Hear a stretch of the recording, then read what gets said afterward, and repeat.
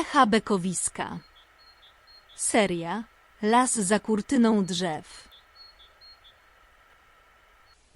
Tym razem wybraliśmy się z kamerami leśnymi do mazowieckich lasów, zamieszkiwanych przez Daniele zwyczajne. Zwierzęta o bardzo bogatym życiu społecznym, tworzące różnorodne zgrupowania pod względem liczebności i składu. Wraz z nadejściem okresu godowego, zwanego bekowiskiem, łanie grupują się wokół najsilniejszych samców. Jest to czas, gdy dominujący byk jest tym, który kieruje całym stadem. Jednak, gdy łanie staną się cielne, mogą w końcu oddzielić się od samców, stworzyć niezależne stada i samodzielnie decydować o losie własnym i swojego potomstwa.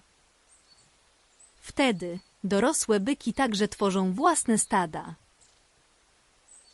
Jednak w okresie przejściowym bardzo łatwo natrafić na osobniki błąkające się po lasach w pojedynkę albo w parach.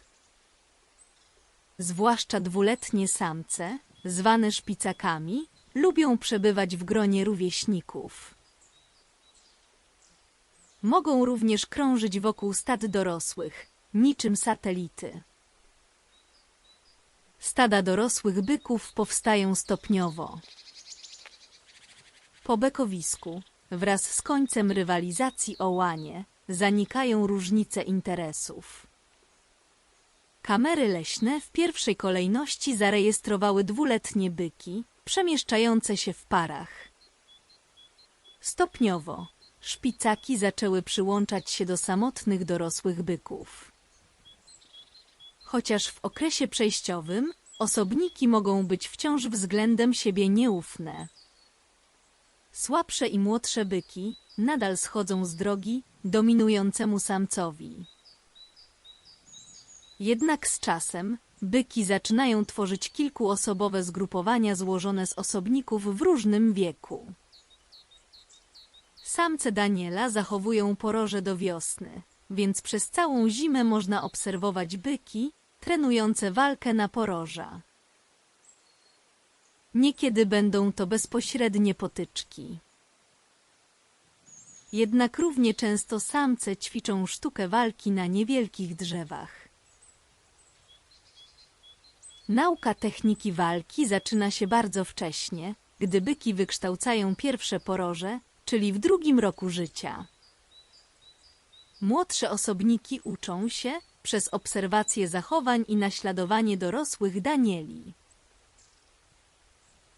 Kamery leśne niejednokrotnie sfilmowały szpicaki ocierające porożem o te same drzewa, co starsze byki. Szpicaki uczą się zachowań od każdego napotkanego, dorosłego osobnika. Dzięki temu w przyszłości łatwo wejdą w społeczne role, gdy aktualnie dominujące samce osłabną i ustąpią im miejsca. Na nagraniu widzimy kilka szpicaków w stadzie z dorosłym bykiem. Tym osobnikiem, którego akurat uznały za swojego mentora. Natura nie jest jedynie areną rywalizacji na śmierć i życie. Jest w niej również miejsce na współpracę.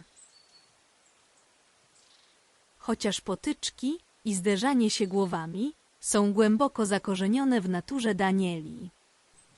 Na nagraniu widzimy 2 jednoroczne cielaki. Ten większy osobnik to samiec, który niemal odruchowo zdzielił po głowie towarzyszkę, która zastąpiła mu drogę.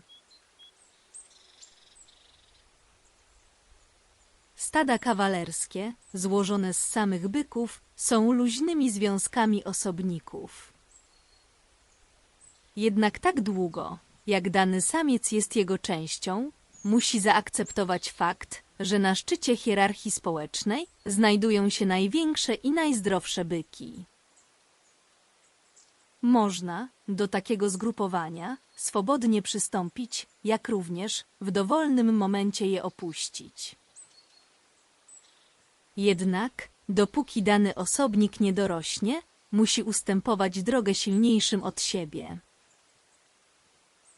Z każdym rokiem byki wykształcają coraz większe poroże. W świecie jeleniowatych, im lepszej kondycji jest byk, tym większe poroże nakłada. Dlatego młodsze daniele muszą uzbroić się w cierpliwość i czekać, aż na głowie wyrośnie im pełny wieniec. Dla młodszego osobnika starcie z silniejszym bykiem w poważnej walce jest jak zderzenie samochodu osobowego z ciężarowym. Może wiązać się z ryzykiem poważnego zranienia, a nawet śmierci. O zwycięstwie decydują bardziej prawa fizyki niż umiejętności techniczne zawodnika. Jednak do śmiertelnie poważnych walk dochodzi ekstremalnie rzadko.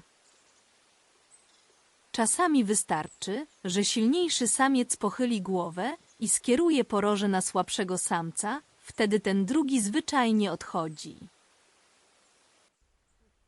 W obecności najsilniejszych byków, często wędrujących samotnie, lubi pojawić się zabłąkany szpicak, który odłączył się od kompanii rówieśników. Chociaż nigdy nie wiadomo, kto jest ojcem danego cielaka, dorosłe byki tolerują obecność młodocianych osobników w swoim otoczeniu i są dla nich bardzo łagodne. Pomimo tego, że nie ma żadnej pewności, że ten właśnie cielak jest ich potomkiem.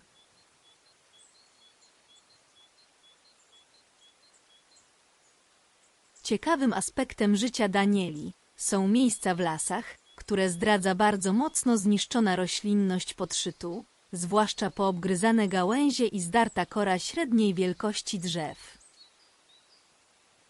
Kamery leśne utrwaliły zachowania danieli właśnie w takim miejscu. Miejscu, które byki sobie szczególnie upodobały i często odwiedzały, co potwierdza, jak ważne są dwie sprawy w życiu każdego byka. Umiejętności walki i potrzeba bycia w grupie. Tyki u jeleniowatych to forma broni kolnej, dlatego podstawą jest opanowanie techniki wyprowadzania ataku w formie prostego pchnięcia. Obroną przed natarciem jest umiejętność stosowania zasłony, prowadzącej do zwarcia się byków porożami.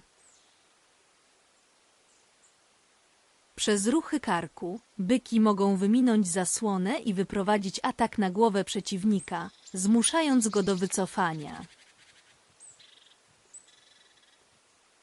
Aby wygrać potyczkę, należy mieć dużo siły i mocno pracować na nogach. Potyczki danieli mają w sobie bardzo dużo ze sportowej rywalizacji i zabawy. Nie ma w nich cienia agresji, są toczone jakby dla zabicia czasu i trochę od niechcenia. W końcu byki po walce nadal tworzą jedną kompanię, wędrując razem w jednym stadzie. W życiu każdego dwuletniego byka przychodzi taki czas, gdy trzeba stoczyć pojedynek z równorzędnym przeciwnikiem. Wychodząc na utwardzoną ziemię, jeden osobnik rzuca wyzwanie drugiemu. Jak widzimy, czasem może dojść do zaczepnego ataku na rywala, gdyby ten nie garnął się do pojedynku. Następnie daniele obniżają głowę, nieco ją przechylając w jedną stronę, co jest sygnałem gotowości do potyczki. Takie pojedynki między równorzędnymi przeciwnikami są o wiele bardziej intensywne. Mogą być również potencjalnie niebezpieczne, ponieważ poroże szpicaka to tylko jeden wyrostek, dlatego przy starciu osobniki ryzykują poważne zranienie głowy. Jednak potyczki tylko wyjątkowo prowadzą do obrażeń.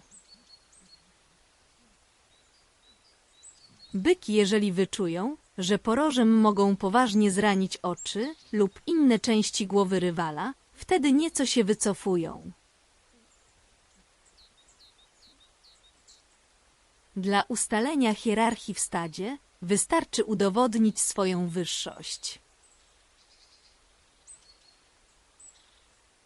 Wygrywa ten, który ostatni pozostanie na placu boju.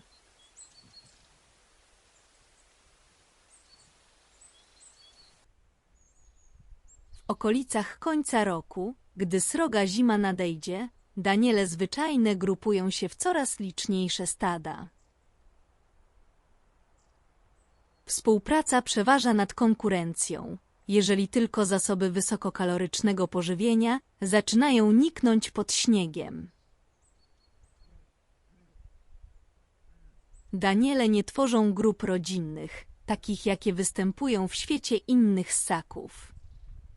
Lecz społeczność, w której młode mogą swobodnie przyłączać się do starszych osobników, bez ryzyka, że zostaną zaatakowane i dotkliwie zranione.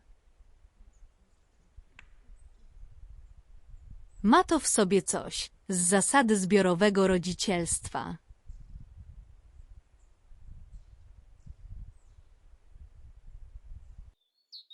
Kolejny film już wkrótce.